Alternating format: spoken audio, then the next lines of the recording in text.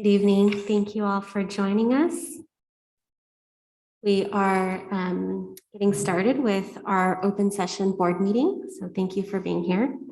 We will start with item 3, general matters.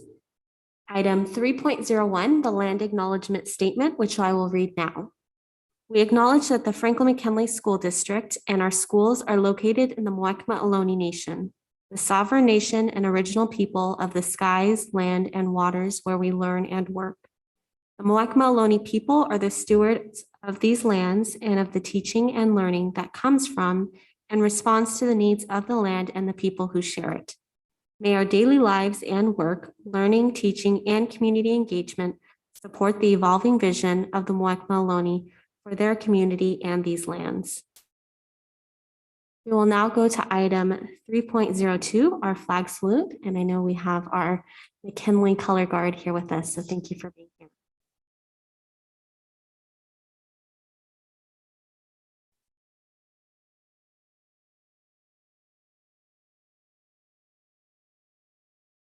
Ladies and gentlemen, will you please stand and remove your hats for the presentation of the colors? Color guard, advance.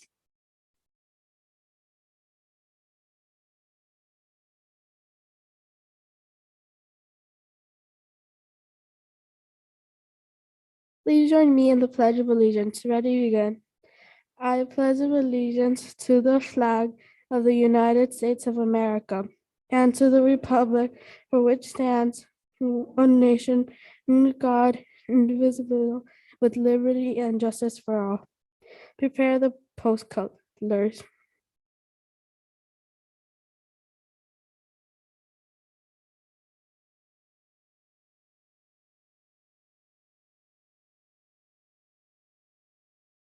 Post the colors.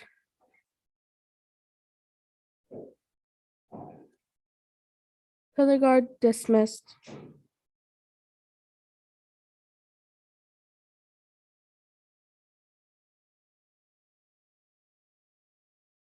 Thank you. Please be seated.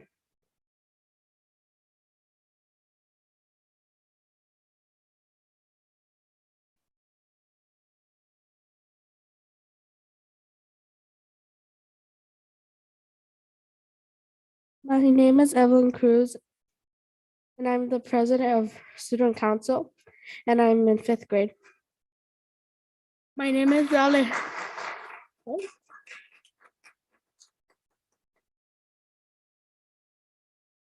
Alejandro Martinez Cruz, and I'm in 4th grade.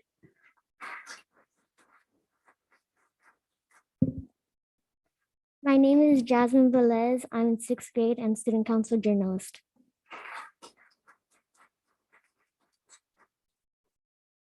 My name is Alexel Hernandez. I am in 6th grade and I am student council secretary.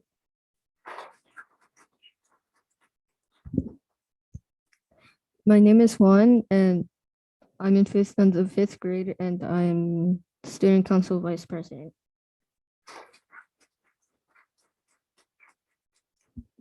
Hello, my name is Rosette Makabugo and I'm in 5th grade and I'm the student council treasurer.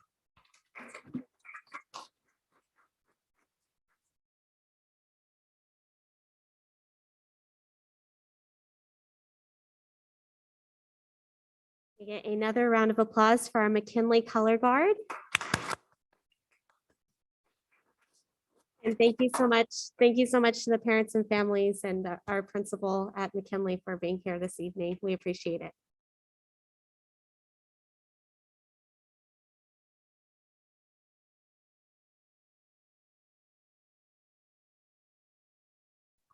So we're going to continue with the agenda, but you're welcome to enjoy the rest of your evening at home. So stay safe. Thank you.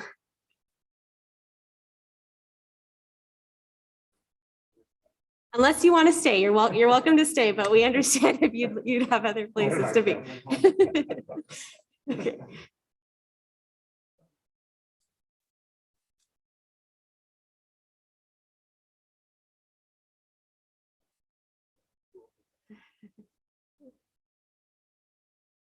All right, we will continue with the agenda. Item 3.03, approve, disapprove additions to the agenda.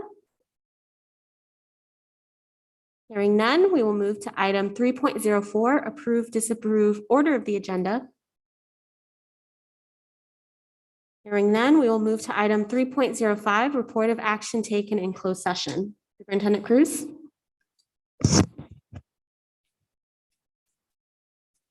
The board, or in favor and one abstention, approve the closed session minutes of November 29th, 2021.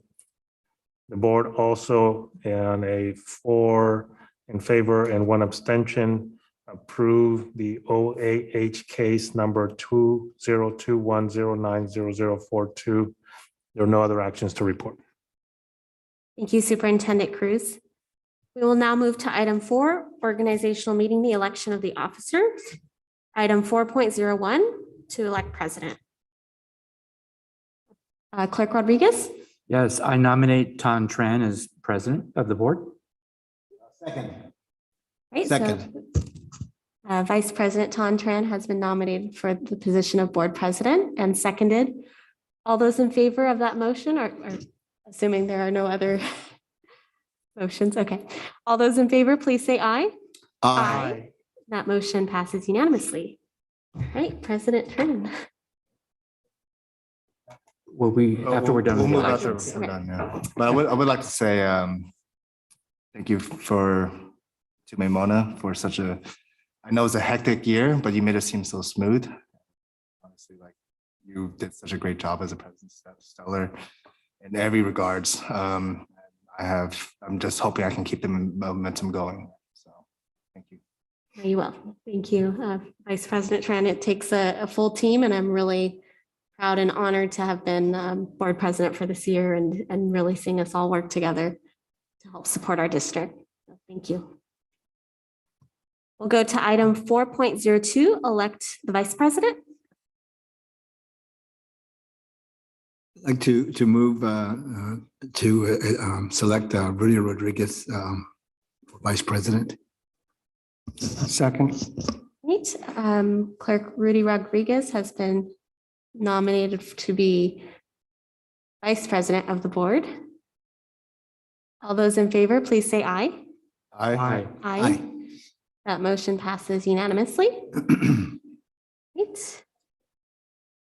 We will now go to item 4.03, elect clerk of the board. Madam President, I move to elect Manuel Martinez as clerk of the board. Second. Any other motions?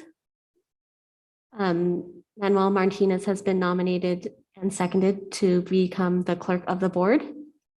All those in favor, please say aye. Aye. Right. That motion passes unanimously. We will now go to item 4.04, designate superintendent as secretary to the board.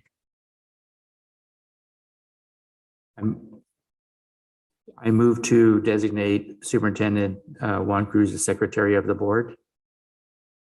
Does he accept? Just a second. Right, the motion has been made to designate the superintendent as secretary of the board and seconded. All those in favor, please say aye. Aye. That motion passes unanimously. Okay, thank you. We'll go ahead and adjust our seats. Stay here.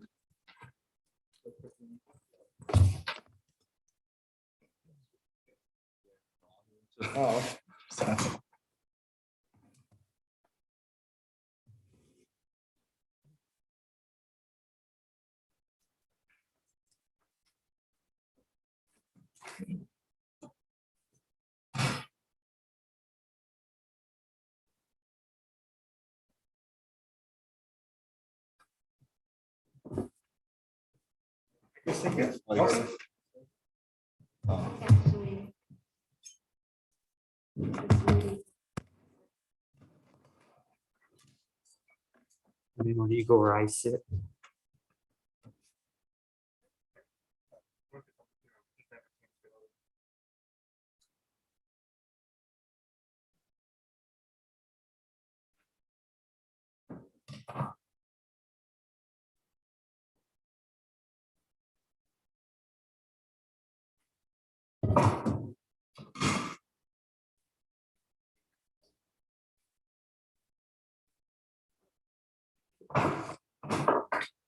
We'll behave. We'll be mean to me. He'll get mad if we don't behave.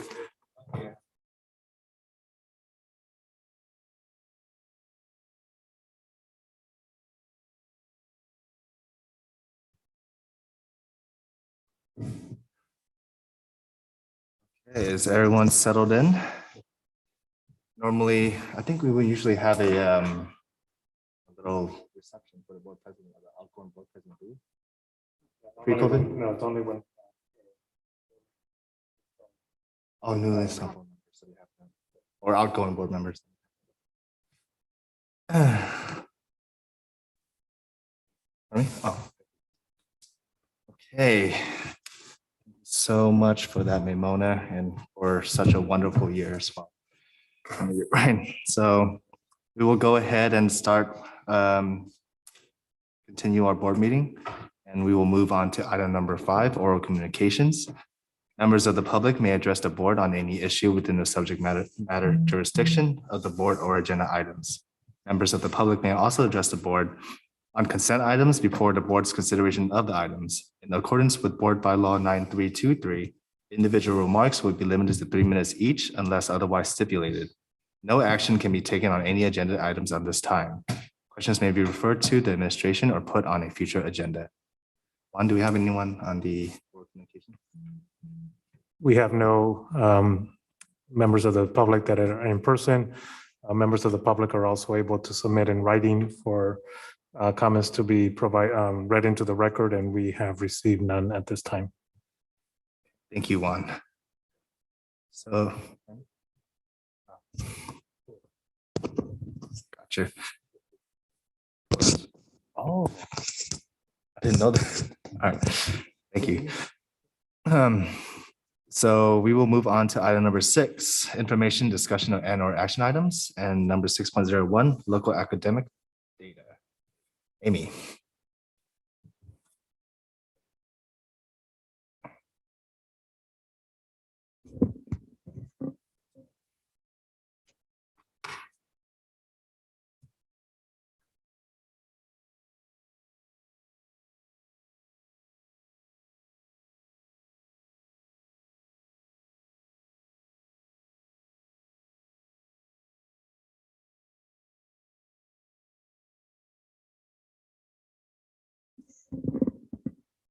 I think I'm all set. Okay.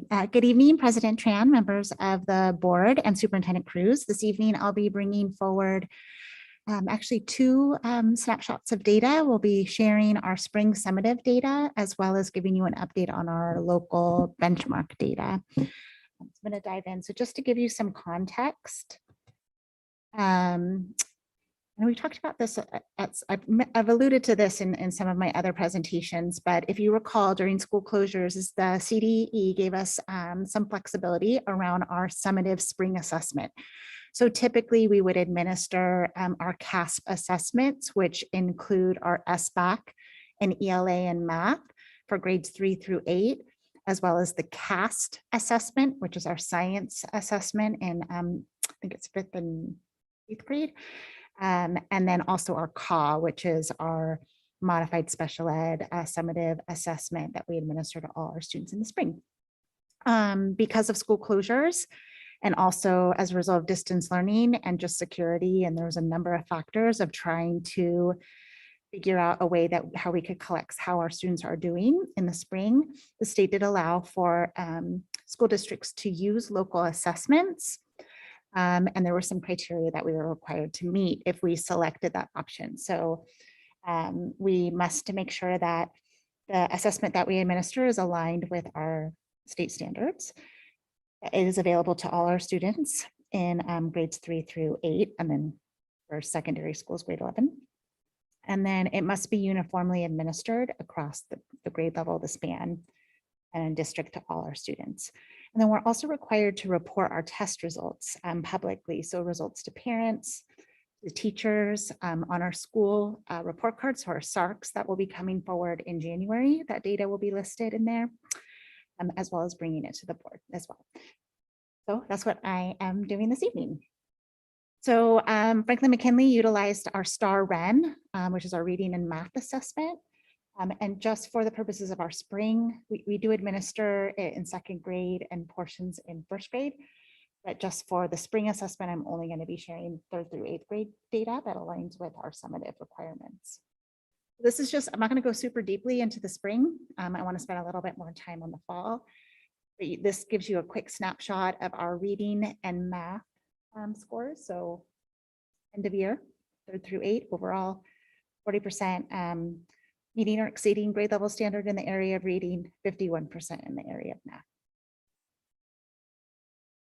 How does it look by grade level? So you'll see the overall comparison as well as comparison over the grades. And us student scoring stronger in the area of math is consistent year over time data. So you'll typically see that our scores are a little more elevated in the area of math. And then we also have to report out on our specific student groups. And these are also student groups that are aligned in our LCAP. So again, you'll see a snapshot of overall how our students are doing. Our English only students scored in comparison to our English learner students in reading and math, students with disability, and students with socioeconomic disadvantages. Shows you the cut scores. Okay, so I want to get to where we are. So what does that mean for this year? I'm going to show you some beginning of the year. And actually, when I first built the deck, we hadn't had our trimester 1 data scores all entered yet. So, and I was originally supposed to present in November. So it was kind of a happy pause because now I can show more data and where our students currently are at this time. But this shows you a little bit of, I wanted to see year over year, beginning of the year data to see how our students compared and how, if there was a significant discrepancy of how our students scored at the beginning of the year as a result of school closure versus how they did in 2021, as well as 1920. You do see a marked decline in our math scores, but reading is statistically flat. This shows you by grade level how our students over a 3-year time, beginning of the year cut scores. So you'll see an area that we were actually talking about pretty significantly in our principal meetings are looking at our younger grades, like second grade, right? So that student or cohort of students had half a year of kindergarten, right, before school closure, and now they're in second grade. So wanting to make sure that we're really watching that cohort very closely and providing additional supports. And that's all tied to some of the other conversations we had around our ELO money or ESSER money, and really providing extended learning opportunities or targeted interventions to help, because that's really a result of direct instruction, right? So we want to make sure that we put them back on a trajectory of learning and mastery so that we're not going down a path of continued achievement gap and then additional conversations of needing additional support or even qualification for special education. So we want to make sure that we're being really, really careful about that particular cohort. Not to say that we're not, you can definitely see there's areas like a dip in 5th grade, there's other dips. So there's definitely conversations. And the thing that we're having in terms of our principal chats or a conversation dialogue with our leaders is really, this is an overall snapshot. It's really important to dive deeply into your data at your school site to have an understanding of what the strengths and then areas of growth of opportunity are there at your particular school site. So those are conversations. This is math. Again, we typically come in at a little bit of a higher score, and you can see there's again a dip in second grade. See a little bit of a dip in 5th grade. Right, so there's definitely some patterns that we're recognizing, and that's part of our dialogue as a leadership team, as well as ed services and how we can provide additional support and resources and intervention for our students. This starts to get like a little convoluted, all the bar graphs, but it's just another way to look at the data. So this shows you side by side, beginning of the year reading, trimester 1 scores. So when we're looking at this data, we want to see growth. We're really in a mindset of growth, a growth model, and we want to see that upward trajectory of our students over time. And so we see that. except in the area of 7th and 8th grade. And I know a question came up around that. And I think it's important to also tweeze out that that particular data, it represents the beginning of the year and trimester 1. The beginning of the year reading data includes K-8 schools and the middle schools. And then the trimester 1, it's only K-8 schools. So when you break out the data further, and I'll remember to do that in my future presentations. And I put a note on the slide deck, but if you break it out, so our K-8 schools, 7th graders scored 37%, beginning of the year, 38%, trimester 1, so a little bit of growth. And our 8th graders at the K-8 schools, 31%, and then 33% in trimester. And at the beginning of the year, our middle school only schools, 7th grade were at 40%, and then 43%. They don't take a trimester 1 score in the area of math because they administer the SBAC interim assessments. And that's data that, that we collect. And I can also bring in at future presentations around data. I'm going to pause for a moment and see if there's any just clarifying questions about the data I've presented so far. Board members, do we have any? Mona? Thank you for that clarification. Can you just, in terms of like the visual here, because I think that's what's, you shared some numbers in terms of, and I know I sent you some questions and I got some results, but actually if we can go back to the slide. So when we're seeing the differences on this slide for 7th and 8th grade, can you explain where the discrepancy, I guess, is? I'm sorry, say that just one more time. So in terms of the data for 7th and 8th grade. So I think that sometimes when you do statistically, you combine the two, you know, like we're not looking at the same numbers. So like that was an excellent question because it probably shouldn't have been represented that way in the slide. It should have been broken out by K-8. Because when you combine the overall percentages, it's going to skew the score. And then we don't have the same number of cohort. That is, I don't know why it would, well, yeah, it would skew it lower, I guess, because it's a combined score.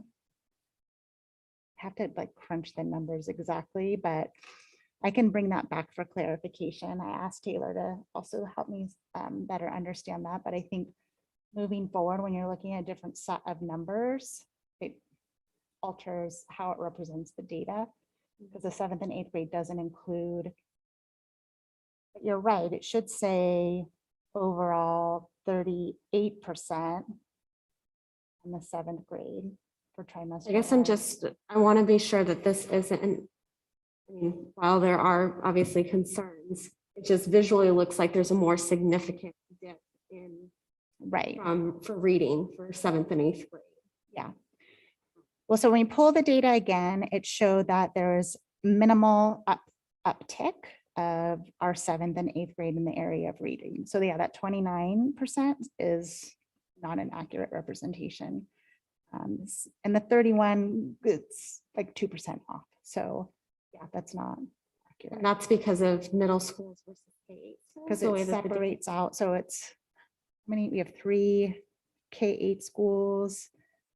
And then I think what we'll do is kind of pull that data again and just look at it and we can send it because, you know, there are times when we've had to pull middle school separately and especially when we're looking at all students in a K-8 versus a middle school. And I know and if we don't do that, it can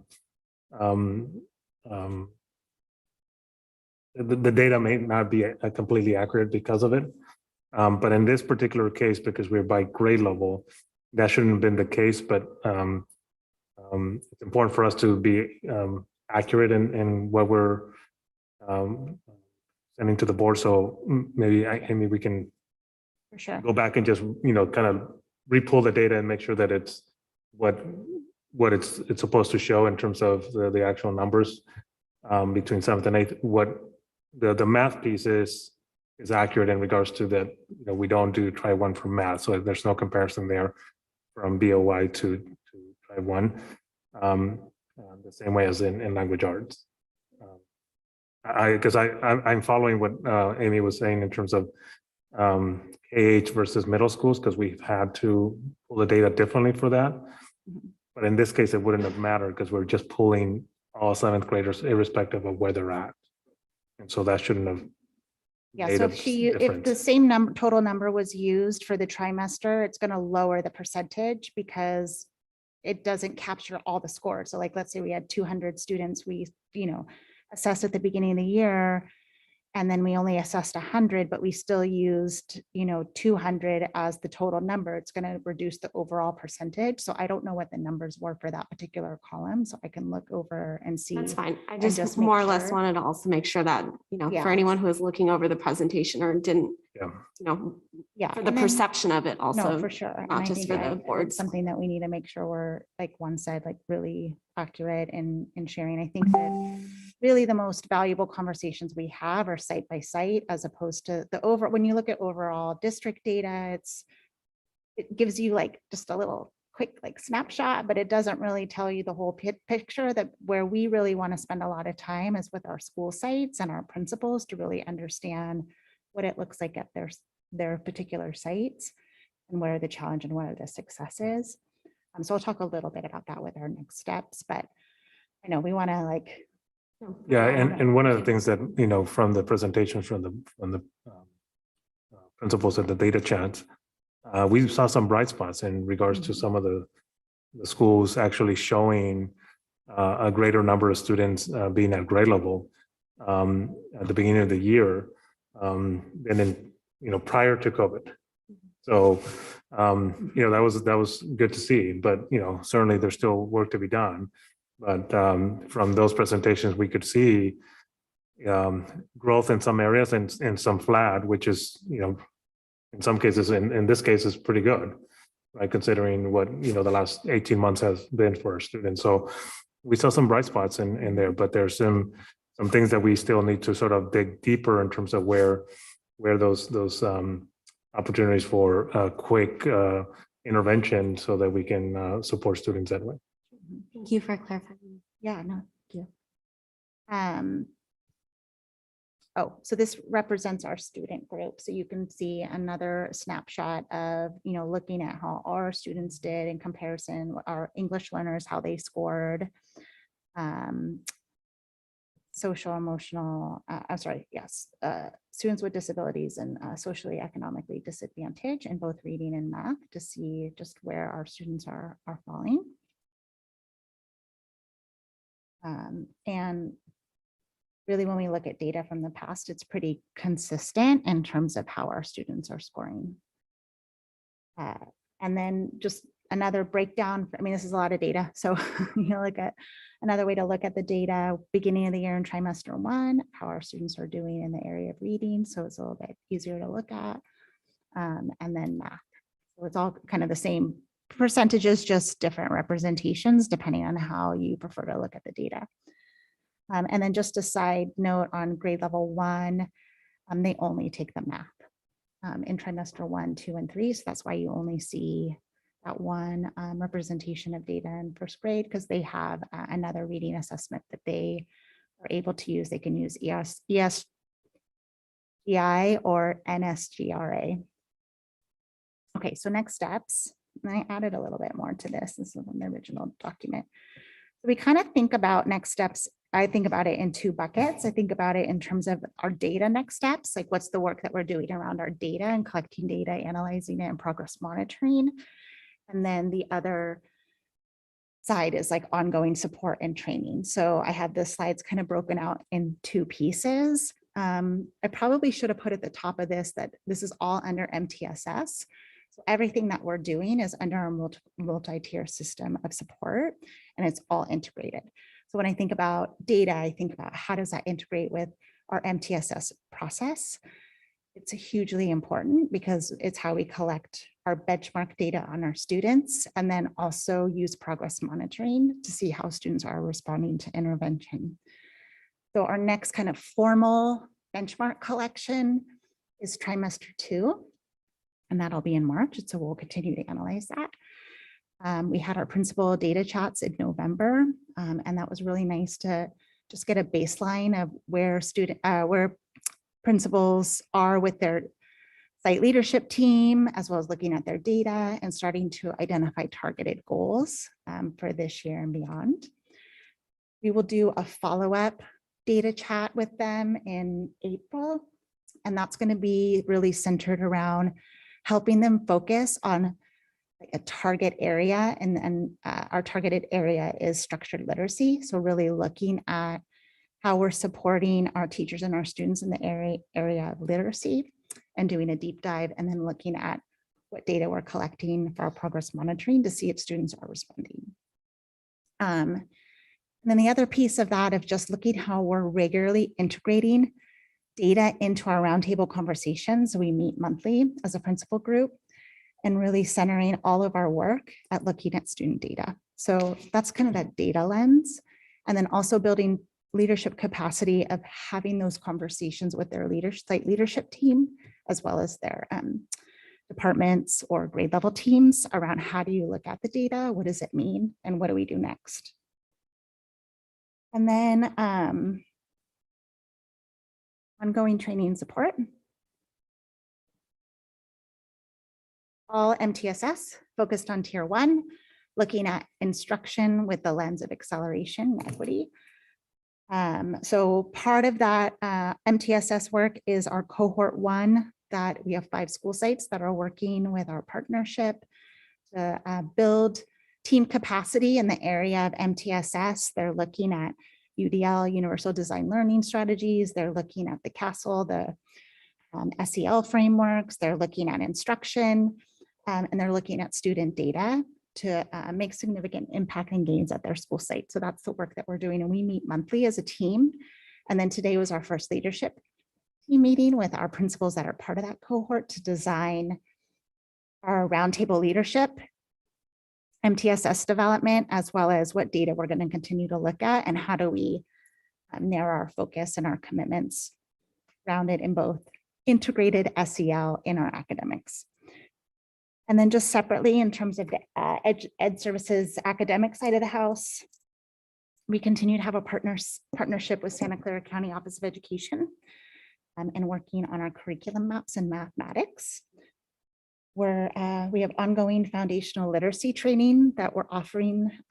It started in September, and then we're also going to offer sessions at our upcoming January 31st PD. We've launched again in partnership with Santa Clara County Office of Education UDL math training series, looking at designing universal design for learning lessons, which fits in the MTSS framework. And then continuing to partner with,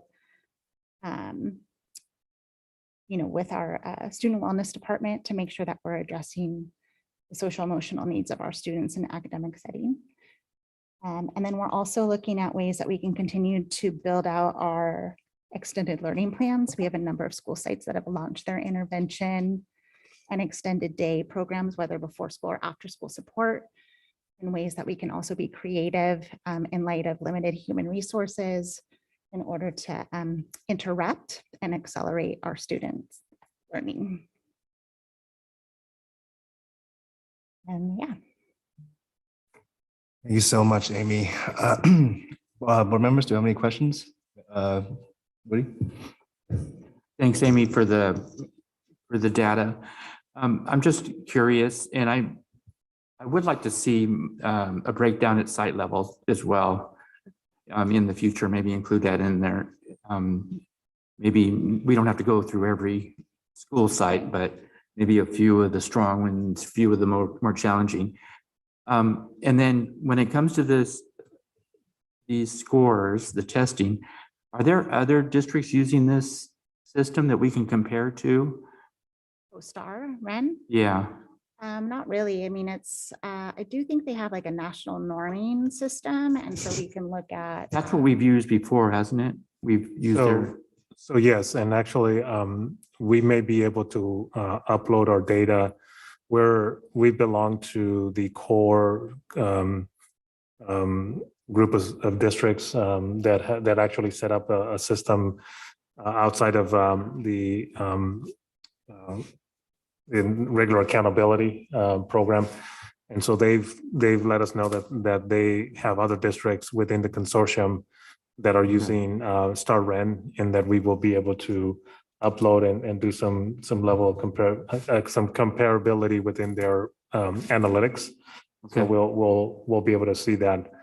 Not sure that it will be in the next month or so, but certainly by the spring, we may be able to. So maybe you can come back Sure. next spring and Yeah. with some of that comparisons as well, in addition to the school site, a few school site data sets.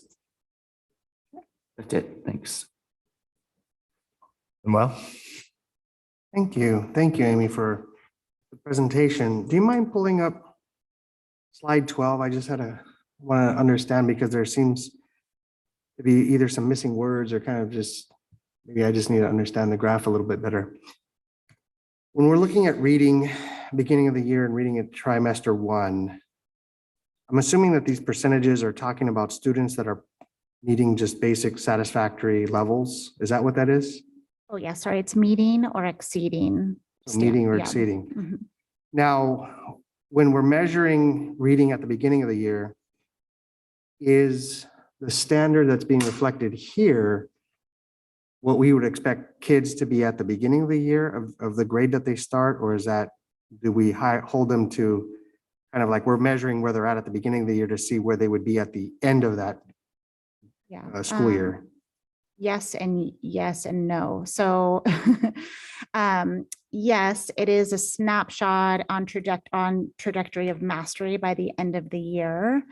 The no is that I wouldn't want to see our English learner and our students with disability at this percentage level. I'd like to see them closer to their peers. So, but if I look at historical data of our STAR, like that percentage is pretty close to what we're seeing with our student group. So there wasn't really statistically a significant difference. Like there wasn't like a huge drop, or it's pretty flat. And the way that I'm still also learning StarRen to try to understand the breakdown. And it seems that 40% is the marker. Is that correct, Juan? Like we're shooting for 40% across the board for our students to be meet or exceed. And then we want to see an increase. So we're not that far off. And that's from the company in terms of what our target goal should be. Does that answer? A little bit. Maybe in follow-up, when we look at reading trimester 1, is the test or whatever they're given to get these percentages at trimester 1, assessing what a student should be at trimester 1, or is this kind of just saying like, we're going to give them the end of the year test and see how many of them are at standard by end of the year in trimester 1? Yeah, no, that's a good question. I'm not sure the answer to that. Like I said, I'm still learning that assessment. I can follow up with you regarding the answer. Yeah, I do. I believe that Taylor, I think we might have talked about this the day that we were there with the principal, and I wanted the same question. And if I remember correctly, and we'll get back to you with an for sure, is that it is testing what the end of the year standards. And so therefore, in this case, 35% of the students are already showing some level of mastery of those standards. The test does sort of get incrementally changed. So it's like a yes and a no, but the more simple answer is yes. But we can give you a little bit of more detail that Taylor knows this in and out better than any of us. And there are some intricacies there in terms of how the test, and then how we decided, when Amy was talking about, we decided 40% sort of being this threshold of identifying students that needed more support. That was internally decided, not by the company. So we need to be able to let you know how that plays out in terms of these figures. So, but the simple answer is yes, it is supposed to be more of like end of the year. But we can get further information to you later. Right, because if it's the end of the year, then that makes sense, right? Like, we don't expect the kids to have a high level of mastery of stuff that they haven't even learned yet, right?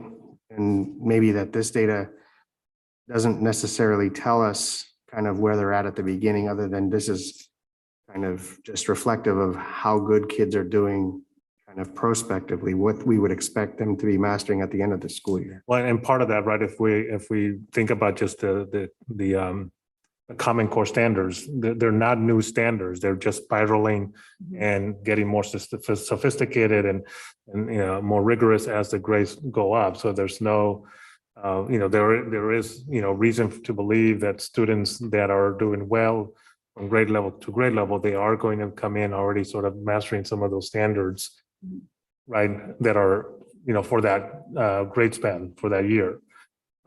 It doesn't say that they're mastering 35% of all the standards. It's just enough of them to the degree that they're you know, doing much better. But again, I think it's important for us to give you a little bit more detail around how the test works and how, so that when we present to you these numbers, sort of you understand what it actually represents. Okay, board members, do you have any other questions for Amy? Amy, I just had a quick question. In terms of the results that we're taking a look at here, in the future, how much will this determine our textbook adoptions and teacher training programs? That's a great question. So you're talking about in our core curriculum? Mm-hmm. Yeah, I think we're actually looking at a couple different data sets. Like, this is one snapshot. I'm also looking really closely at our Lexia usage and the percentage of how students are growing within that Lexia program, because that's also a significant investment that the district has made, as well as there's a high usage rate. So I want to look at that data as well. And then also it's just around kind of ease of implementation of the program, teacher usage, right? There's a lot of components that go into like looking at a current program, as well as looking at student data. I don't think our next adoption cycle for core is coming up for a couple of years. So yeah, we just adopted the ELA, obviously. Math is the next one after social studies. You know, so you know, we're in that cycle of you know, our math curriculum is getting to the point where we will have to, you know, revisit. That was one of the first that the district adopted when the Common Core. It was math, and then, you know, now we've done language arts, science, and then the next one is social studies. So it's you know, those cycles. But I think that the more important piece, and Amy's alluded to, is not the actual curriculum, but rather the PD that goes with it, and the support for teachers, the fidelity to implementation. Those are the things that we will look at as well, because the curriculum in itself is not the single answer for how we support students' growth. But it is important to have the type of curriculum and materials that support, you know, the Common Core. And that was one of the reasons why the ELA curriculum was so important for us to, you know, really do due diligence around it and then select the best out of what was out there, because the materials that we had before that were not even Common Core aligned. So that's a starting point. Thank you. Yeah, thank you. I do have one question, because I just love data so much. But this is a yearly update where we have this data from last year and 3-4 years back, right? Yeah, so typically, do you want me to, can I? No, I mean, I was just speaking out loud a little bit, but in confirming that, is it possible to get a chart where we can see because I'd like to see where the students progress year to year. So, you know, kindergarten in 2019, where they are in first grade and so forth. Just give me an example, like cohorts and subsets. Because to me, that would be, are they aligning to our Common Core standards, and how much are each kid's dropping off each year or gaining each year, right? My hope was the latter. That would be one part that I would definitely like to see in the next presentation. This is all great information. Thank you so much, Amy, for putting it all together. But other than that, I think every other question has been asked by the board members. Yeah, the only thing that I would say, we gotta be cautious about when we do that, especially right now, when we look at the data, we have to sort of, understand that 18-19 data for the latter part of the year is going to be missing because we didn't take it. Mhm. And then obviously 2021 is we were at home. Students were, the conditions of learning were different, but also the conditions of the assessments were different. And so we just, got to make sure that when we do that, that we sort of put asterisks to those things so that we don't, it's not comparing apples to apples for sure. No, of course. And that's definitely necessary and needed for the year that we didn't take it and the year that we had to stay at home. Because those are data points that still will speak it'll speak a story to us, right? Yeah. For sure. So that's the story that I want to look into, dive more into and understand what the progress is and how can we go about it. So other than that, I don't have any other questions, Amy. It's just more of something I'd like to see in the future. But thank you so much for the informative presentation. And I think this is an information item. And yes, it's just an information item. And I do want to go back to Board Member Rodriguez's ask in regards to the data by schools. We have that actually, Amy and Taylor pulled that data for the principals to use for our data chats. That's already available. We can certainly share those graphs. I guess the ask is, would you just want us to send them to you, or do you want to agendize this and have it go through in a formal presentation? I'd rather have her just come back for a presentation. Okay. And send it in advance, obviously, as Yeah. part of the agenda. That way, in case we have any questions, we can ask. Okay, I just want to make sure that if that was a formal request to bring it to an agenda item, or just to transmit the information, but I'm hearing bringing it to. Yeah, a 2-hour presentation is fine. No, I'm kidding. Just not that long, but. Just to clarify, Rudy, because I remember us saying that we want an update in spring. Right. Is there an update coming in spring? Yeah. So that would be the present, you would want the data to be included. in that Exactly. presentation, right? Okay. Yeah, That so works I'll for just me. plan to do a more extensive data review, which I think would really speak to what you had asked for as well, of just looking at, I really kind of look at this year as a new baseline. I mean, yes, the historical data is important and we want to look at trends, but it's just like almost 2 years of closure. We're really resetting ourselves, and also the needs of our students are very different than when they were pre-COVID. And so we just want to be, I think, like, cognizant of that. So yes, I can bring kind of some historical and where we are, and I'll have trimester 2 cut scores at that time, and I can also break it down by school site. Amy, what you did present was very good, because I don't think we've ever had as detailed a presentation as this on the STAR scores. So I appreciate that. Maybe and just to add another summary to that with the comparative. I love talking about data. I'll come whenever you want.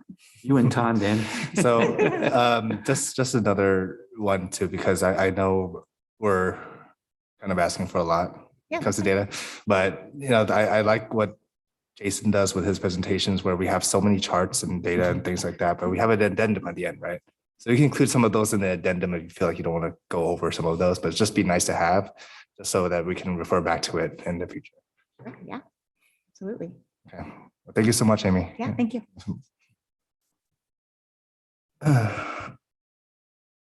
Okay, we are moving on to item 7, consent items, and I will speak to all consent items 7, 8, and 9. So members of the public may address the board on consent items before the board's consideration of the items.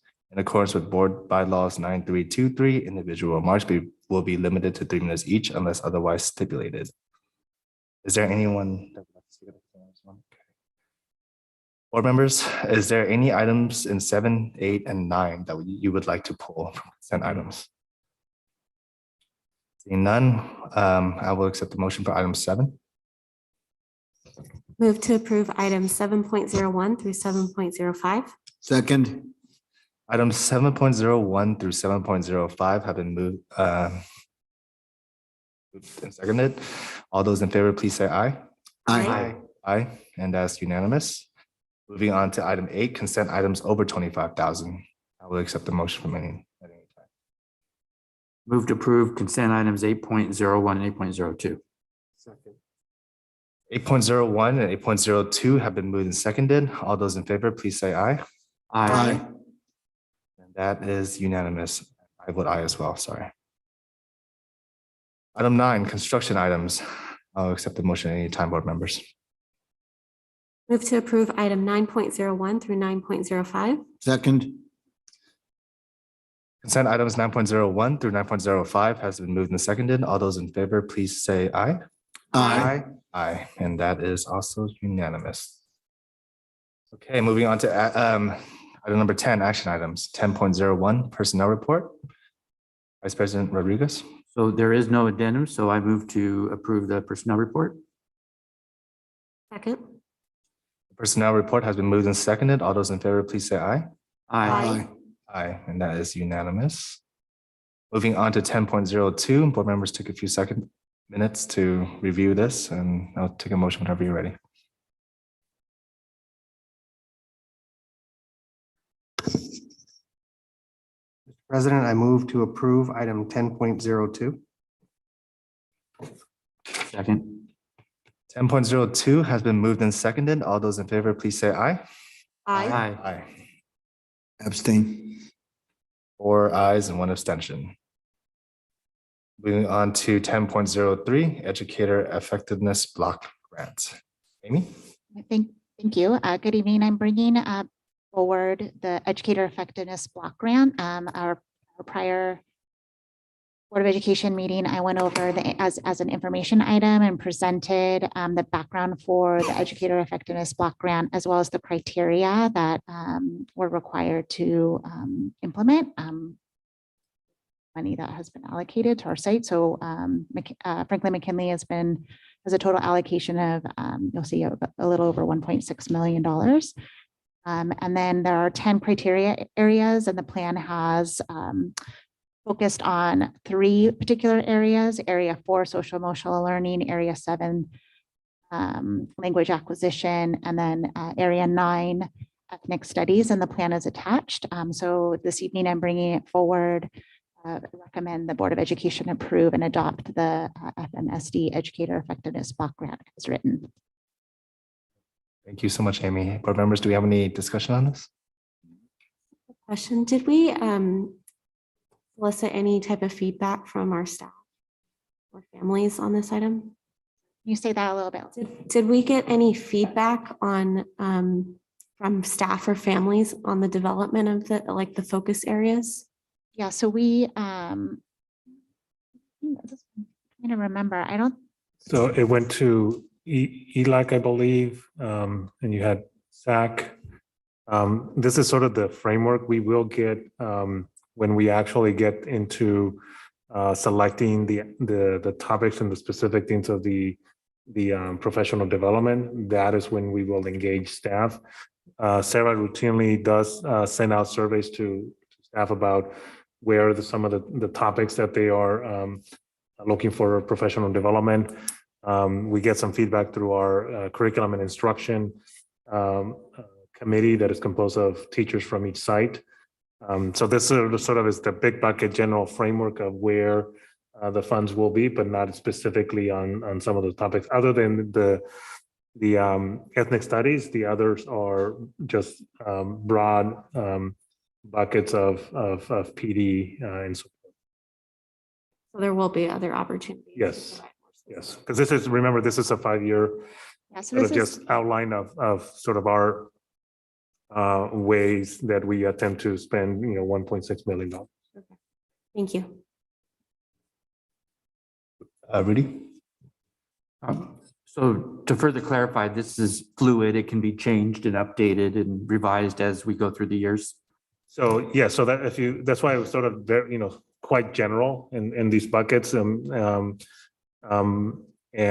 if we had to go back and significantly change the framework, we would come to the board and obviously, resubmit to the state, but it is very general and allows for us to decide that, this year we need more PD around math as opposed to language arts, and the following year might be, something different. So it's general enough that it gives us an opportunity to pivot and make some changes year over year. Okay, and so to reiterate what Maimona said, I think it's important that we continue to get feedback from staff on this so that any changes that we make, the staff will have the buy-in on it as well. Yeah. Good grant. Yeah, I mean, remember, this is a piece. Actually, $1.6 million. Nobody's going to say it's not a lot of money, but in the scheme of what we actually spend in professional development, this is a one piece of it. It is there's a lot of other PD that is paid out of our regular funds, and so this is just going to augment and continue to support the professional development of all staff. And so this just gave us an opportunity to outline, specifically around some of those items. And the one that was very, very specific was around our ethnic studies, which is, again, per the board's direction in the resolution, we wanted to make sure that because it's additional money, that we can actually earmark some funds for that work. Okay. Board members, do we have any other questions for this? Seeing none, I will accept the motion at any time. Move that we approve item 10.03, the Educator Effectiveness Block Grant. Second. 10.03, the action item 10.03, the Educator Effectiveness of Block Grant has been moved and seconded. All those in favor, please say aye. Aye. Aye. And that is unanimous. Moving on to 10.04, 2022 Board Governance Calendar. Juan? Yeah, so as required by Ed Code and by our bylaws, we bring forward the calendar for our meetings. So this year, the calendar does allow for us to have that extra meeting in the governance calendar. The governance calendar, again, is per Ed Code and per our bylaws in regards to the type of topics that and agenda items that are routine and they're part of what would come on any given month. We've added a number of different things that are now things that we bring annually. And so if there's something that the board would like to add, this is the time to do so. And we would add it as part of our governance, and that gives staff an opportunity to know what's coming and plan for it. And so this is a little bit more extensive than a couple of years ago, where we had just a very basic things that were mandated by Ed Code or our board policies. Board members, do we have any questions on the governance calendar? Rudy? Yeah, did I miss, I don't know if I read this on here. You know how we used to have like a staff appreciation lunch or barbecue? Is that something we put on here? Not the staff appreciation day in the spring, because that's not part of the, there's no board meeting. Got it. But we do have on here, when we bring resolutions in terms of designating teacher of the, what's it called, designated teacher day and, classified day and administrative day. So that is on here, but not the actual staff appreciation event. Got it. I see that in April. Okay, that's good. That's fine. If we don't have any more board questions, board members, I'll accept the motion. Move to approve the 2022 board governance calendar. Second. Action item 10.04, the 2022 board governance calendar has been moved and seconded. All those in favor, please say aye. Aye. Aye. And that is unanimous. Moving on to 10.05, adoption of 18-month board meeting schedule. Juan? Yes, so apologize for jumping the gun there. This is the 18-month board meeting schedule. We do an 18-month here simply because, you know, our schools always wanted to know when their color guard and when their school visits are. And so, if, you know, they like to plan ahead. And so a couple of years ago, we went ahead and changed it from a 12-month to an 18-month schedule. And so we are presenting these, and these are the, you know, regular board meetings. Obviously, there will be other board meetings that we would have, board study sessions, but this only reflects the monthly regular board meetings. And you can see there, again, the schools that are designated for color guard, and then our continued practice of going to the schools for parent meetings. Okay, board members, do we have any questions on the? It's a quick question, one. Oh, I mean, George. Superintendent, in terms of the meetings with the public, with the schools, are we going back to the schools, or is it still going to be Zoom, or what are your thoughts there? So, in talking to the board president and vice president, we've decided that for this next meeting, given the low attendance at the previous in-person or first in-person, that we would go back to virtual, and then, you know, determine after that whether, you know, we can go back to in-person. Okay. We've had success in getting having parents attend virtual. And this last one, you know, we had the one parent, and so we want to maximize our opportunities to engage with our families, and so we're going to go back to in person for the month of February. Okay. We'll not have one in January, and I believe it's Meadows. Yes, it is. Yeah, it'll be interesting to see what the turnout will be, you know, at those, and then we'll go from there. Yeah. Yeah. Thank you. Rudy? Oh, so I had asked a question on the spreadsheet that you sent out, but I wasn't sure if you caught it in time. It was very late. On November the 8th of 2022, that is federal election day, and that's also election day for many offices locally here, including 3 board members. So I wonder if we can either not have the parent meeting that evening, or move the board meeting to another day, another week. And I'm open to anything. I'm just because obviously, you know, the board members who are running for re-election will not be doing anything except waiting for the results. But I know that some people might be having election day events. And I'm thinking that might throw a little bit of a wrench in plans. So, I mean, my recommendation, and we can make the amendment now and make it as so that it becomes a regular meeting, would be to move the 8th to November 1st. And this way, it you know, there's enough time between the 1st and the 22nd. You know, moving it to the 15th, and we have back-to-back board meetings. So meeting schedule on 22nd. Oh, that's a meeting canceled. It's on here, but I didn't scroll all the way over. That's unless you guys want to meet during Thanksgiving week. No, it would be, then it would work either way, the 1st or the 15th. What if we moved it to the 15th? Yeah, I would support moving it to the. It'll be 15th. fine. You're fine too, Ramona? Is everyone? Okay. So we can. I'm looking at, be fine. 15th would allow for staff to have more time for the month of November. Yeah, The the week first of is the rush. Thanksgiving won't work, I don't think. No, it's not gonna work. 15 will. It'll be fine. okay. That's And then it. also for the parent meeting, we should, you know, we don't want that to be on an election day Yeah, to give we wanna everyone an make sure that opportunity to they're- vote. Exactly. Exactly. Thank you for catching that, Rudy.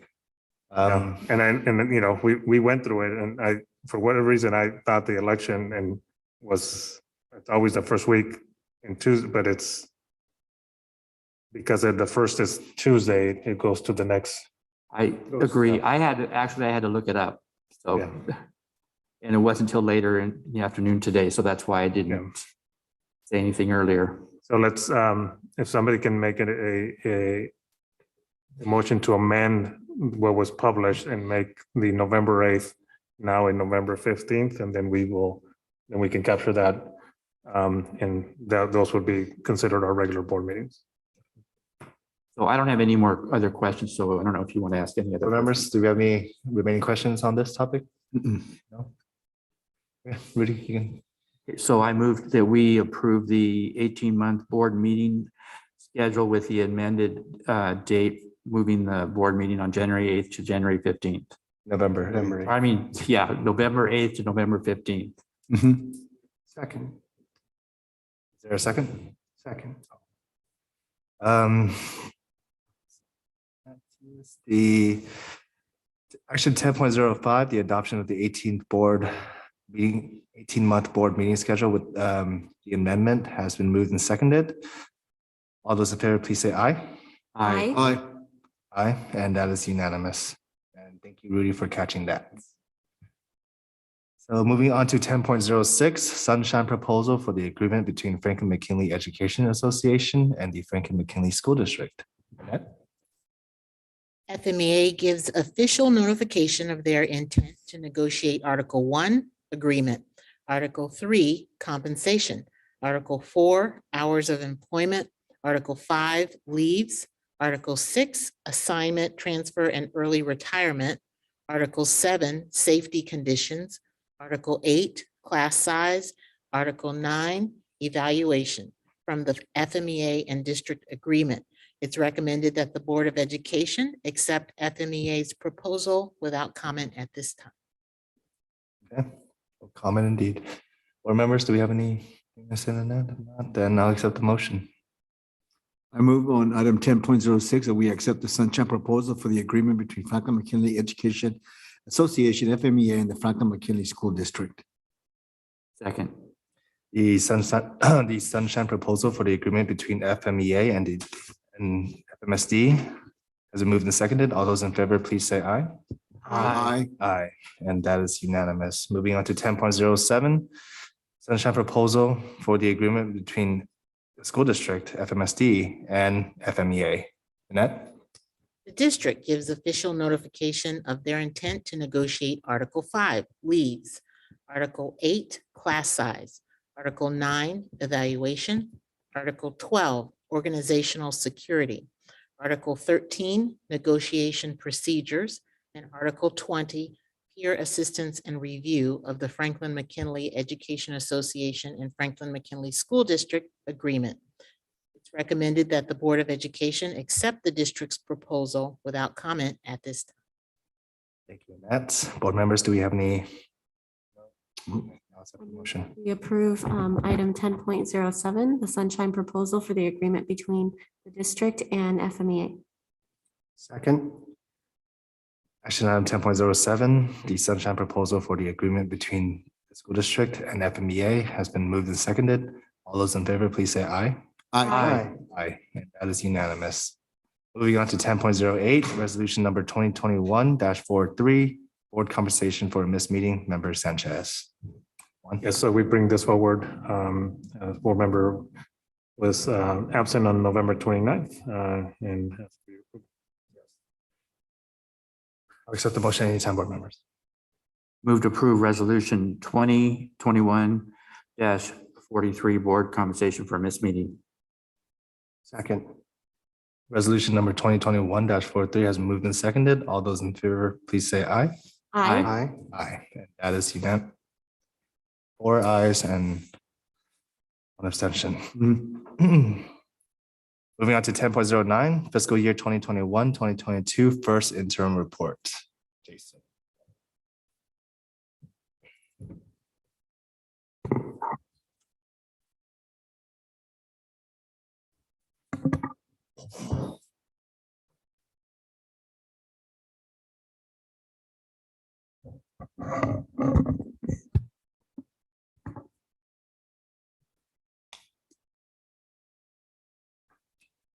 Good evening, board members.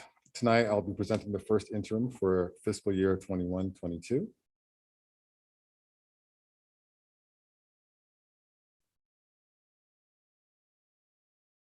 As the board collectively knows, this is an opportunity to discuss the changes since the adopted budget, discuss some next steps, and have the board take action on approving the first interim for 21-22.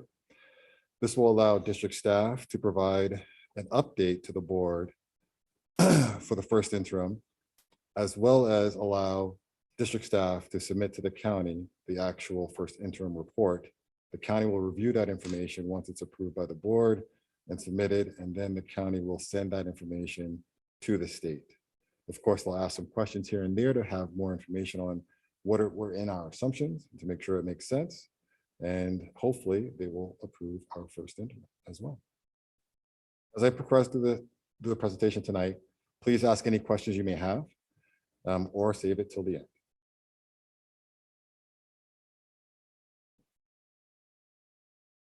As I am sure you are well aware, the multi-year projection included in the first interim report summarizes the latest assumptions available to us at this time.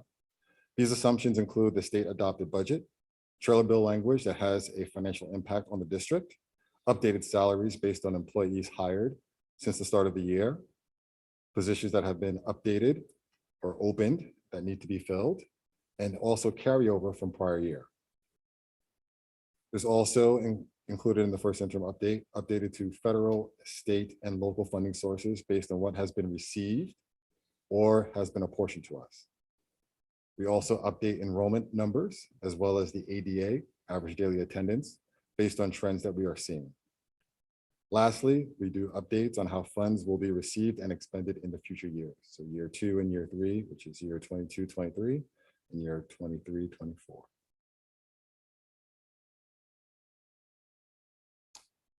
So many of you are probably familiar with this budget cycle picture that I show usually every time I'm presenting the budget. And here I show where we are, December, first interim update. This is after we've closed the books for last year, presented unaudited actuals, as well as the audited financials from our auditors. And now we're excited about January because we're hoping that we're going to get some good information from the governor in terms of our budget for the future years. The state of California has been doing very well in this crazy economy that has been dominated by COVID. But the state of California has done well in recovery. And we're hoping that we remain in a test 1 year so that at least 40% of the new revenue that's being received by the state will go to school districts under Prop 98. We're also excited to see that the governor is going to potentially put a couple of other things in place. Hopefully he's going to increase funding to match inflation. I think we've heard about inflation ad nauseum by now, 6+% increase. It's pretty significant. So we're hoping that the governor is going to put something in place to allow us to maintain our purchasing power and then hopefully allow us to pass that down to our staff members and salaries so they can maintain their purchasing power as it relates to normal everyday expenditures, food, utilities, rent, fuel, so on and so forth.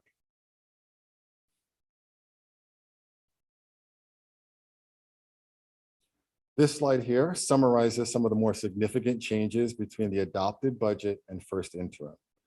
Many of the items we talked about during the 45-day budget revision. Items such as the ESSER 3 funding source. That was not included in our adopted budget. We talked about it at the 45-day budget revision, and now it's included in our first interim update, which will now be going to the county. Two other big changes were the local control funding formula. It changed how we calculate concentration grant funding for our district. That increased from 50% of base funding to 65%. That added another $2 million to our budget for the year 21-22. And lastly, we included funding relating to the ELO, or the Expanded Learning Opportunities Program, not to be confused with the Expanded Learning Opportunities Grant, which was in existence at the end of last year. So we put that into the budget for this year and for the following years as we see it based on our budgeted adopted plans as it relates to ESSER 3 and our plans relating to local control funding formula. We still have to spend some time fleshing out how the Expanded Learning Opportunities Program is going to look in future years. This slide also highlights a concern for our district. If you haven't read it already, let me be the first to tell you that there is a cliff that everyone is worried about.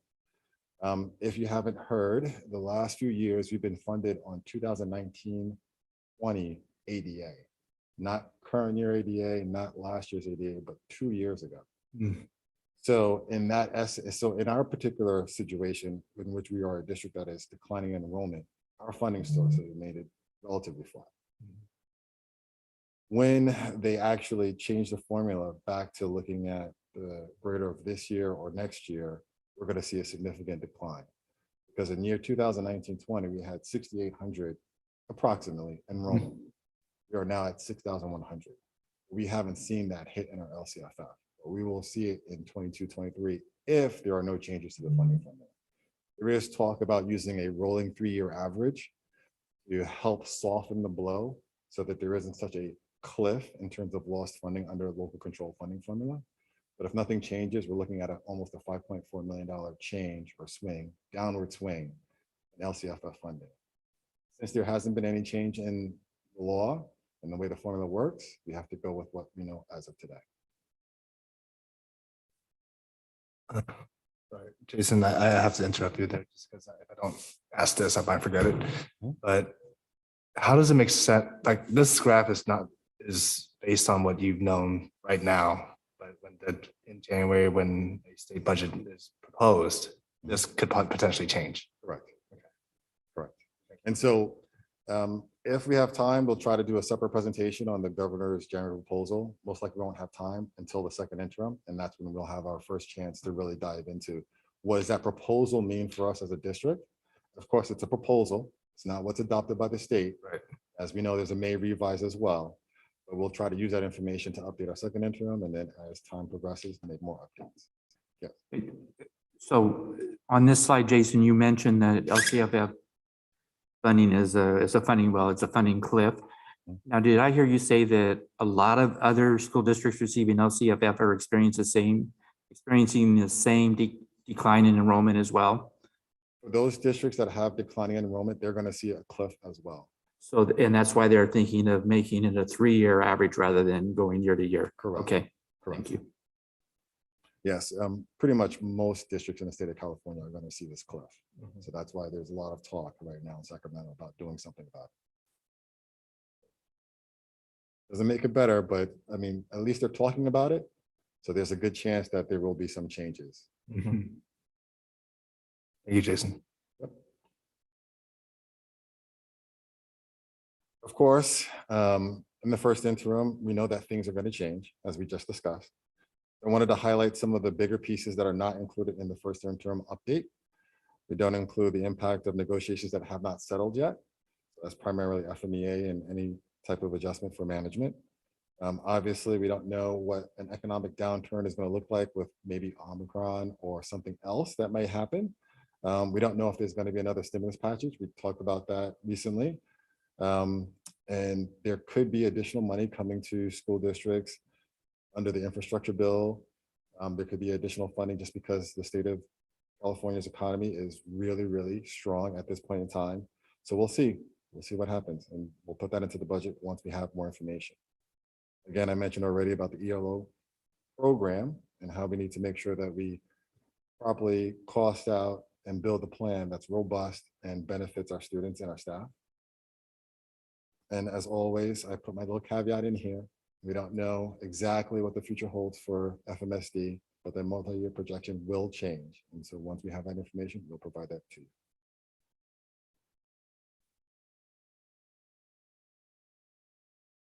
This page summarizes the final numbers for fiscal year 2021, as well as an update to the multi-year projection for 21-22 to 22-23.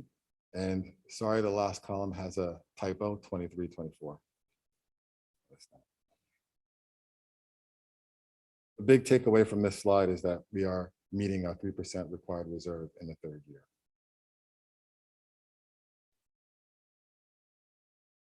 This page summarizes the changes at a very high level from the adopted budget to the first interim.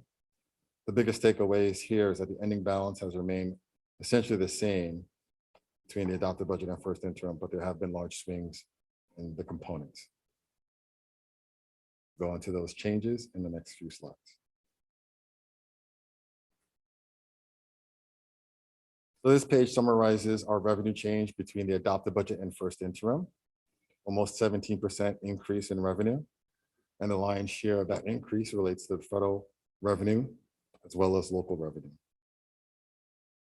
This page provides a little more detail of the changes in each of the major line items for revenue. So we've already discussed the impacts of the 45-day budget revision or the adopted budget by the state. Under the state adopted budget, we're going to receive about $18.4 million relating to ESSER 3. I think it's a good chance or a good opportunity to take a step back and look at all the COVID and CARES Act funds that we've received as a district. We're allocated $46.4 million. That's about 40% of our total revenue. We're going to receive this over multiple years, but that's a large sum of money. And it's actually great because this is a chance for us to manage some one-time dollars to provide some additional supports to both students and to staff in relation to professional development. But this also creates a challenging conversation for the future because these are one-time funds. Unless there's some type of increase in ongoing revenue, we will have a challenging discussion to figure out what do we keep going forward and what do we put a pause on until there's more revenue to cover those expenses. Yes.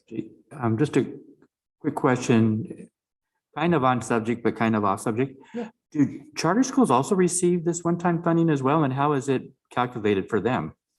So Based on district or? So depending on the funding source, they can have different ways to divvy up the money. Under the ESSER 3 funding source, it's based on enrollment and demographics. Under LCFF, local control funding formula, the big change was related to concentration grant.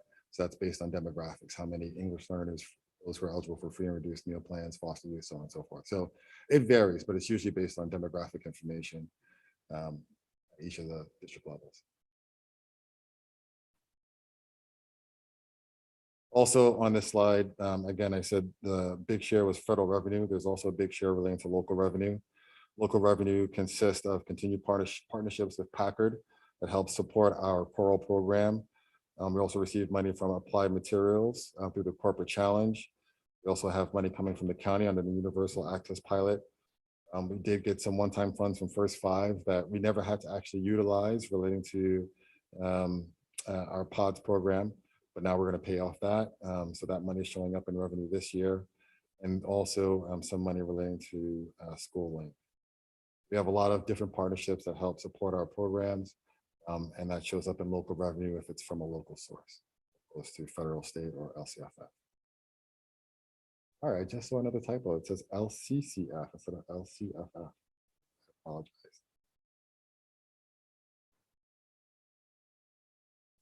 This slide summarizes our basic uses for the funding that we're receiving.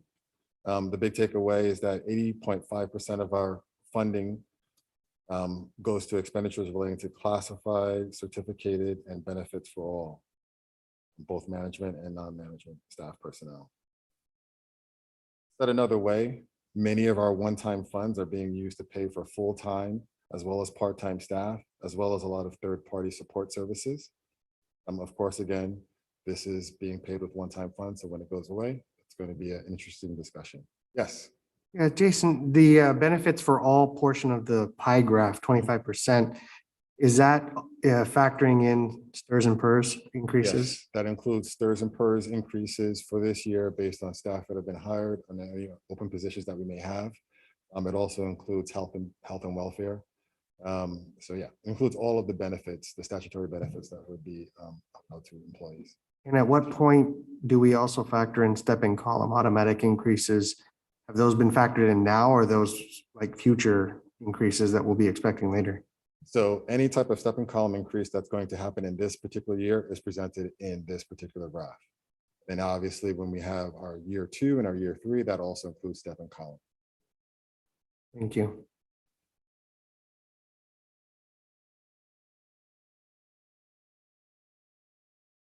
Again, the lion's share of the change related to our expenditures comes from ESSER 3 funds. As you can see, the two biggest line items here are books and supplies and services and other. Over $8 million of increases between adopted budget and first interim. This slide provides a little bit more detail on those changes as well as for the other line items relating to salaries.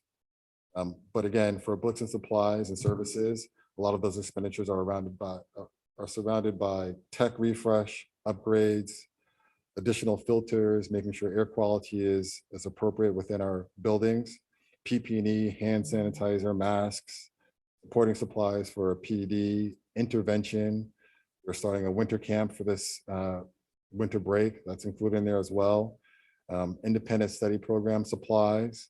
School sites also had some carryover from last year. As you know, with schools being in distance learning for most of the year, a lot of the plans that we had to spend dollars had to be basically paused until this year. So anything that wasn't spent last year is carried over to this year and to this budget so that school sites and departments can utilize those funds accordingly.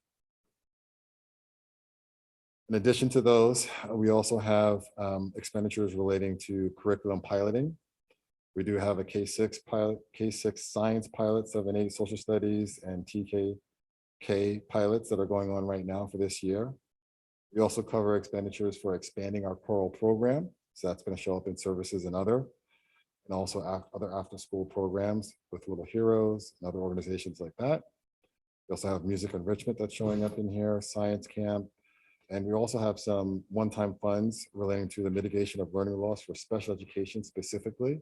And there's also one-time funds relating to alternative dispute resolution, again, relating to special education specifically. And then lastly, any other carryovers that we had from prior years.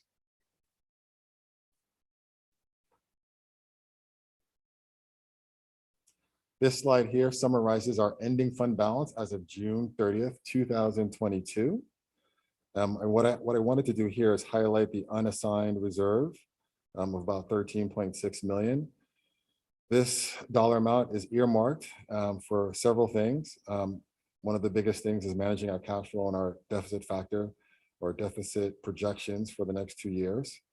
That being said, many other dollars are earmarked for future expenditures, including curriculum adoption, universal transitional kindergarten program, our ELO program that's going to be ongoing, and continued tech refresh.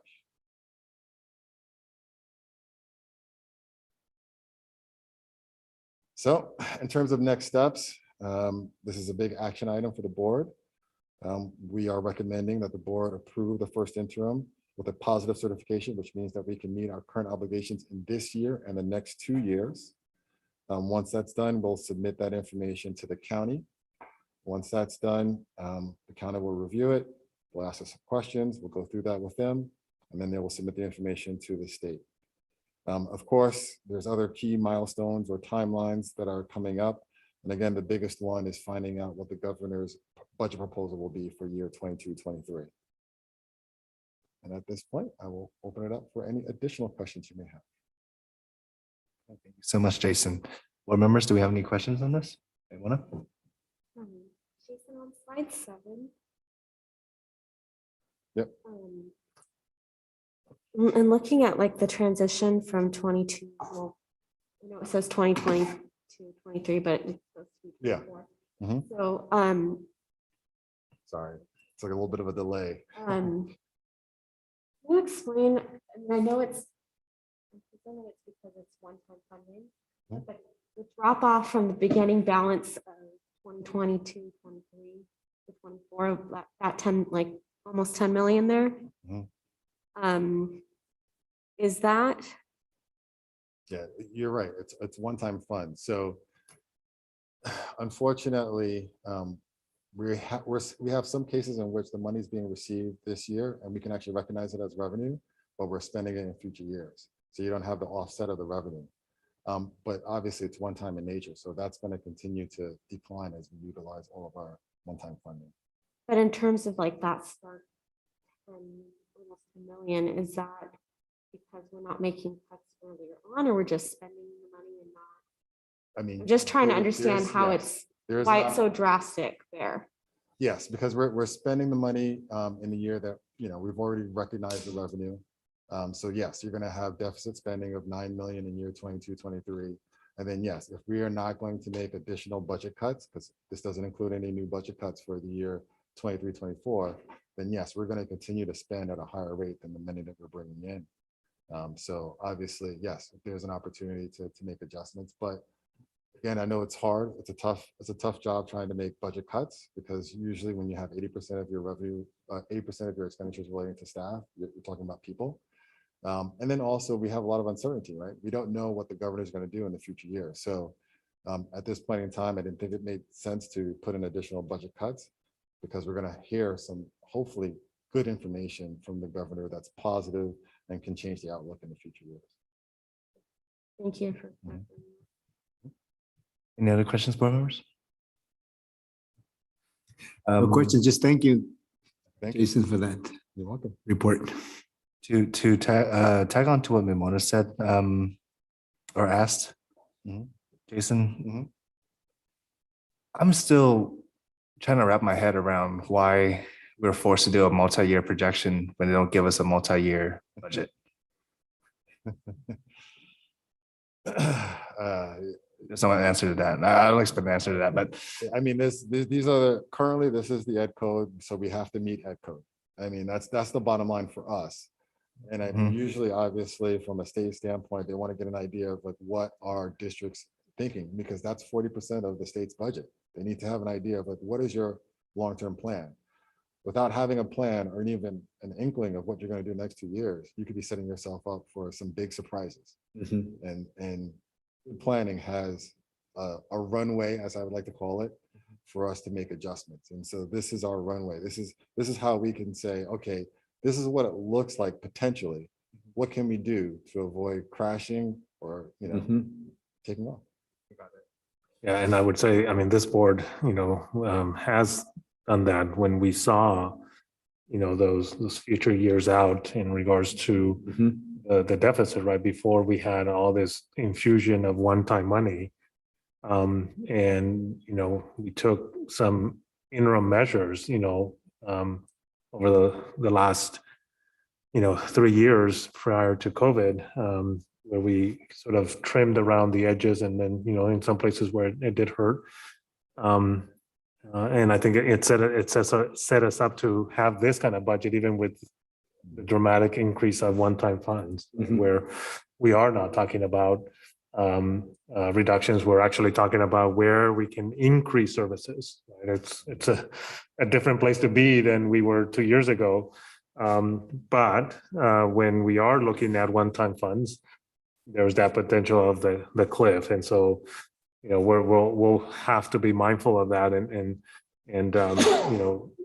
when we see that coming, start to make those changes early on, so that we are not having to make such drastic cuts, when we are forced to, and it hurts more that way.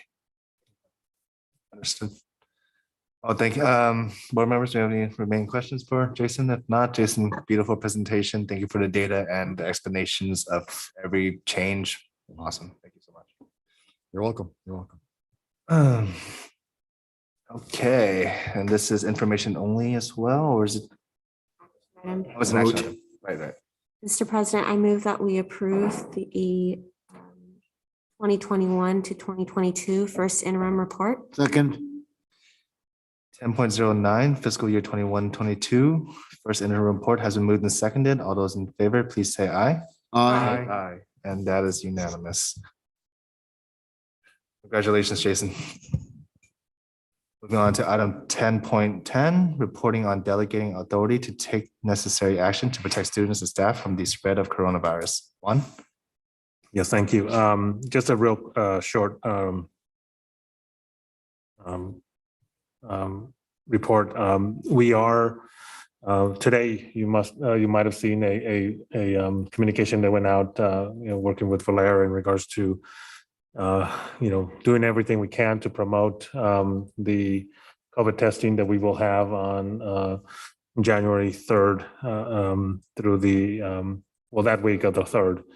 Jason and his team have coordinated with Color, our testing partner, to have testing every day at various places in the district to make it easy, accessible for students and staff to test as we get ready to return from the 3-week break.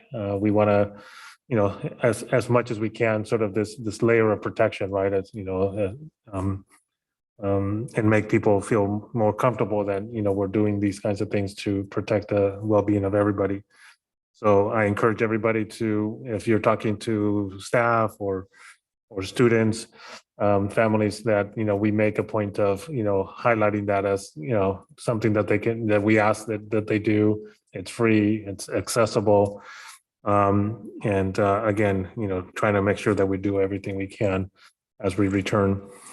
I will be updating the COVID measures, document that you've seen in terms of, evaluating after the break and see if things, don't worsen, then we start to look at ways to pull back some of those measures. One of the ones that I'm thinking about is parent volunteers. Our schools are missing or the support that some of our regular parent volunteers routinely provide. And so if things do not worsen, and I will be considering opening it up to have parents being processed as a regular process, right? Fingerprinting that we normally do, and that then they submit, proof of vaccination, and then that they regularly also test as a way to, keep us safe, but also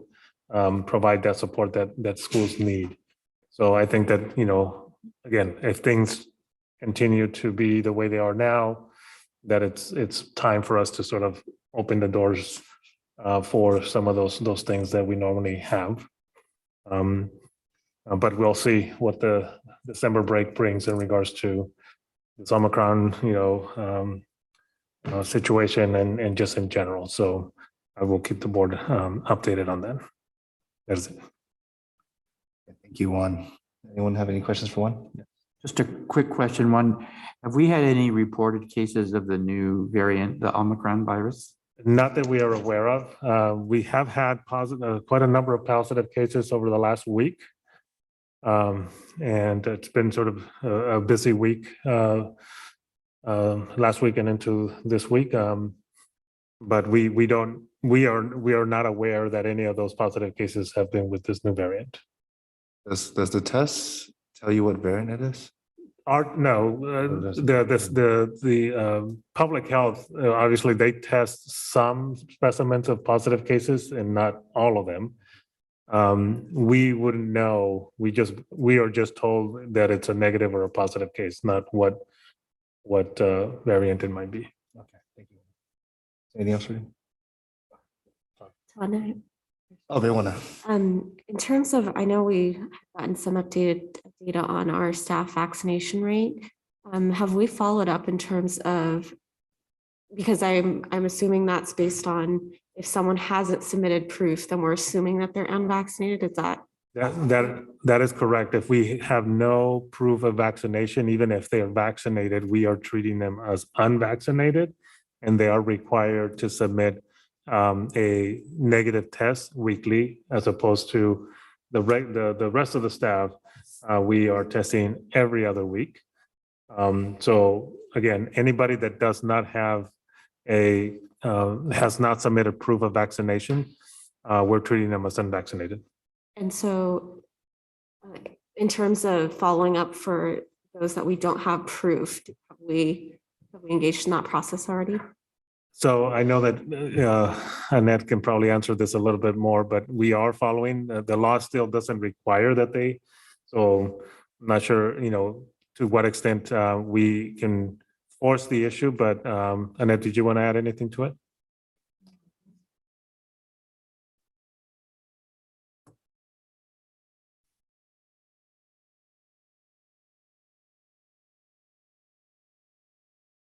I guess I'm just wondering, have we exhausted all of the avenues we can to really figure out an accurate count of our vaccination status? I know that the associations, especially CSEA, have been working with employees in regards to encouraging them, obviously, to get vaccinated and all those things. So we have had ongoing conversations about what the governor's the latest executive order in regards to making the vaccine mandatory for students, and then the implications of making that mandatory for staff.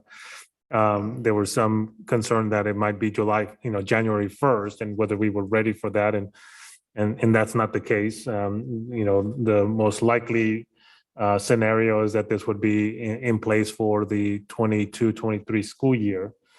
But there's a lot of things that need to happen between now and then from the legislature standpoint in order for that to happen. So any changes that come up, obviously we'll let the board know, and we'll be working with the associations to make sure that we're working through that. But we are in constant conversation with the associations to get their support and how to work with our employees. Any other questions, board members? Okay. If not, we'll move on to the next item, item 11, communications from our superintendent. I got the opportunity to visit 4 of our schools this last week with then board president House Alberta, and I'll tell you, I mean, it's great to be out there and walking into classrooms and the kids engage. And at first I noticed the mask more than now. It just seems like it's normal, right? And the kids are having great time, and not saying that it's not challenging out there, but it is great to see our schools sort of operating in the way that for the most part is normal, whatever that normal is going to be moving forward. But just encouraged by the work that is happening over there. And then yesterday, cabinet, we went over to Shirakawa and tasted lunch.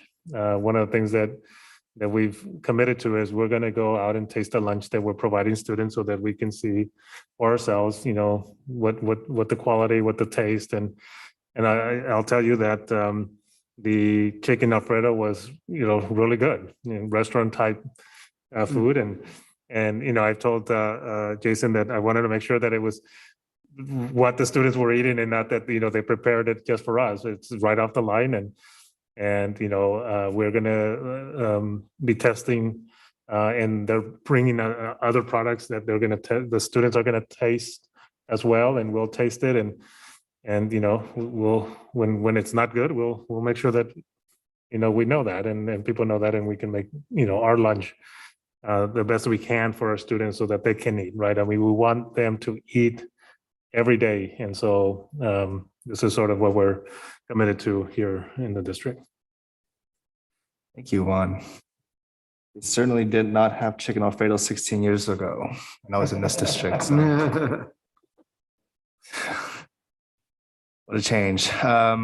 Moving on to item 12, communications from Board of Education, 12.01, board member reports. And we will start with Manuel. Thank you. I don't have anything other to report, other than just as a parent, if there's anybody listening out there, just a reminder that as we're getting, more and more rain, thankfully, just keep an eye out for the kiddos. I know that I have, kids here, Shirakawa and CCA, and I've noticed some near misses because people have been in a hurry, and I've also witnessed a car accident. So hopefully we can just all as a community pitch in to just, watch out for the kids. George? Yeah, just a couple of things. I did attend the delegate assembly, which took place in San Diego for 2 days. I was privileged to lead the delegates in the flag salute. So that was really, really nice. And then I went also attended the CSBA conference, which was real good. We had a real dynamic speaker at the very start of the conference, Victor Rios. He's a professor over in Santa Barbara. And so he spoke about his upbringing, his life in the gang, and all those things, that tremendous obstacles he faced in life, and overcoming all those obstacles to become get a PhD at Berkeley and become a full professor at Santa Barbara. But anyway, He had several books out. We bought a couple of books, Ton and I, and one was Street Life. And I started reading this book. I couldn't put it down, so I've read the whole book. So anybody wants to read the book, I'll have it here for you. You know, it doesn't take long, you know, but it really does give you a good understanding of how kids, young kids like Victor become gang members and how he was able to break out of it. It's incredible, his life story. So that was really, really interesting. But the conference had a lot of good workshops. I went to a few others, one on ELD students, you know, and that was real good. So I have some more information I want to gather from that I'll ask Amy about later on, you know. But it was all good and well attended. It was surprising that about 2,000 people did attend the conference. Next year, the conference stays in San Diego. Then it moves to San Francisco.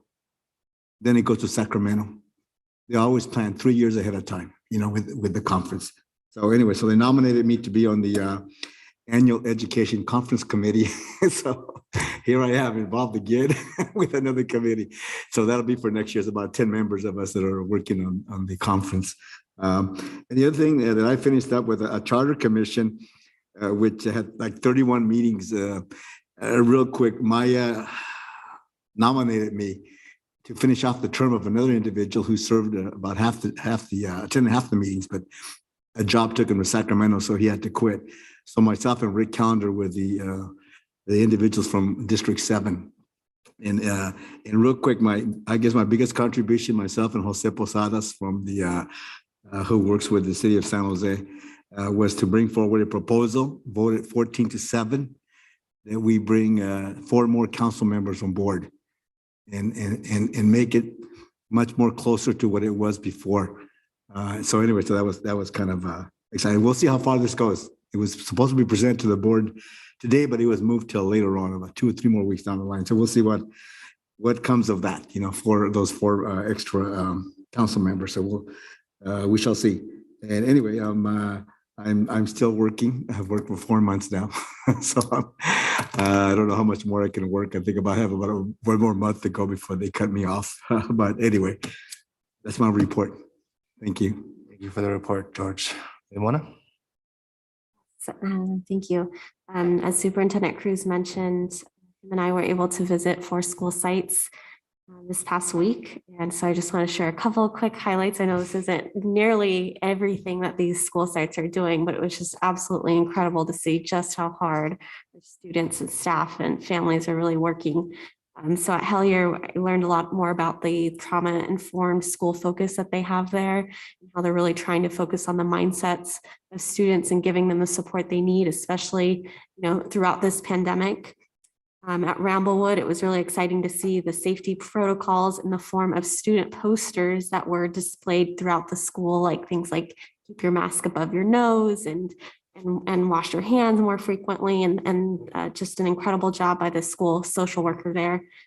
At Kennedy, I was able to see Audacity in action. So that was the arts initiative that's at their school. And so it's really just great to see students so excited, you know, and engaged in that, as well as the Coral COVID pool testing.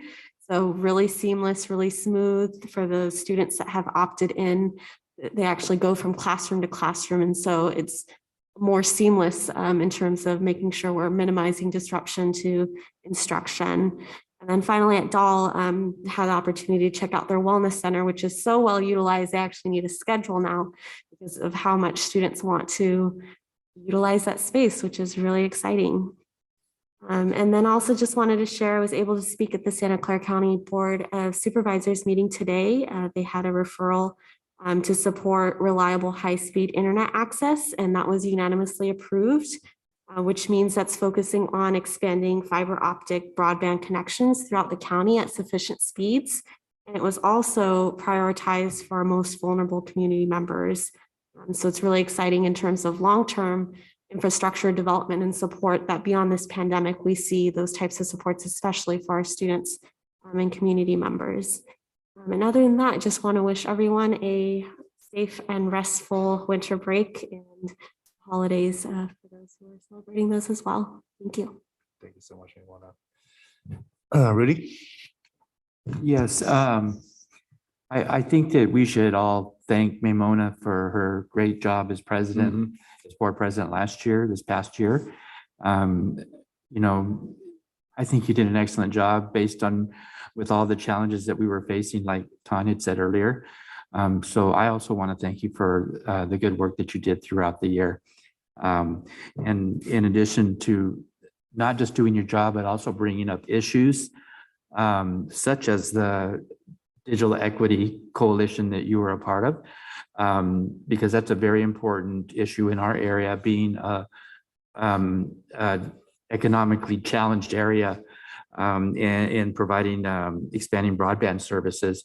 We also need to recognize that you are also vice president of the Digital Equity Coalition, and you should be thanked by our district for your hard work in that area as well.